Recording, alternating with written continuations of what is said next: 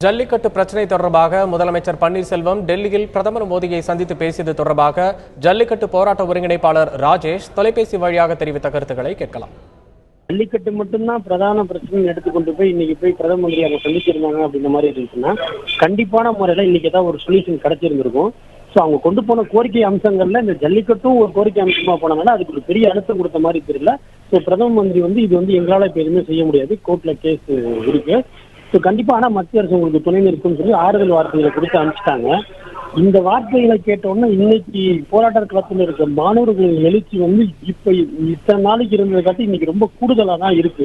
மாநில அரசுக்கு ஒரே ஒரு வழி இருக்கு, மத்திய அரசுக்கும் ஒரு வழி இருக்கு. அது என்ன அப்படின்னா, இங்க காட்சிப்படுத்தக்கூடாத விலங்குகள் பட்டியல இருந்து காளைகளை நீக்கிற அதிகாரம் மத்திய அரசுக்கு இருக்கு. இப்ப மத்திய அரசு அதே அனிமல் வெல்ஃபேர் போர்டு ஒப்பீனியனை வாங்கி அட்டார்னி ஜெனரலோட ஒப்புதலோட அந்த காட்சிப்படுத்தோட விலங்குகள் பட்டியலை நம்மளுக்கு நீக்கி கொடுத்துட்டாரு. தமிழகத்தில் நடக்கக்கூடிய அனைத்து போராட்டங்களும் கைவிடப்படும். மாணவர்கள் இந்த கோரிக்கையை இன்னைக்கு பிரதான கோரிக்கையா வலியுறுத்தி முன்னிறுத்தி போராடிட்டு இருக்காங்க. ஸோ கண்டிப்பான முறையில மத்திய அரசும் சரி மாநில அரசும் இதை உடனடியாக கவனத்துல எடுத்துக்கிட்டு இந்த பாயிண்ட கொடுக்கல அப்படின்னா இந்த போராட்டத்தோட முடிவு யாருமே யூகிக்க முடியாத ஒரு முடிவுக்கு போயிடும்.